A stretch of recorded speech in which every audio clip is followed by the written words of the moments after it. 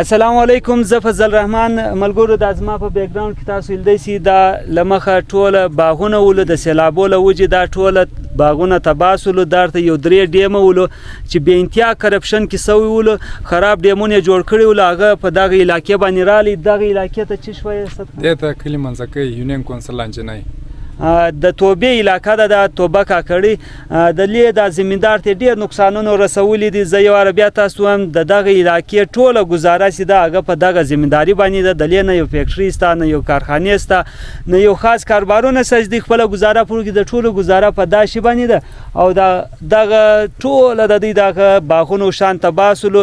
چیرې چې باغونه بچاو سوي هم دي نو لارې بندې دي، روډونه خراب دي، روډو کې هم بې انتها کرپشن سوی دي، لږ لوکې پراچولی دي، لارې هم بندې دي. زدې خپل فصل یو ځګله ورسوي. کور و، دا مې باوړیانې وې، باغ مې وې، زموږ یو زر درختې یې ووړې، شمسیانې ته وینې. دا حالات دی دغه دی، د حکومت خوا هېڅ شی نشته.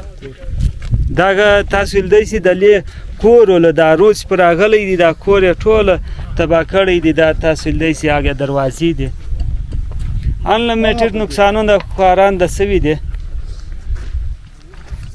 خلکو باغونه یوړو منده ډېر راغلی، په فصل کې راواوښتې. دا خلکو هلته خپل پیپ له پرېوتل ورونه وو، هغه چشو په خوا روان وو، دا درک یې نه ورکاوه. پکې رالو 4 کسان وو ورونه، 2 چې وو دلته کې پاته سولو. بیا په ګرد کلي په ولس باندې په 3-4 کلي به رالو.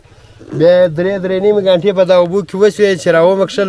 لاره خو نسته، روډونه یې ګرده وړي دي. هغه دا 2 انچه یا 1.5 انچه لوک په لوېدلی دي، نور روډونه نسته. هغه ټیکهدارانو خپل کرپشن کې کړی دي.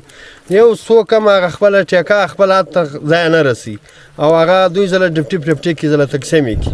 الیکشنو دا شانس راشي نو بس خپل د لیډر لپاره دوی سر لا قربانوي. اوس نه لیډر معلومیږي نه هېڅ څوک یې معلومیږي. الله دې رحم پر وکړي په دغه قوم باندې.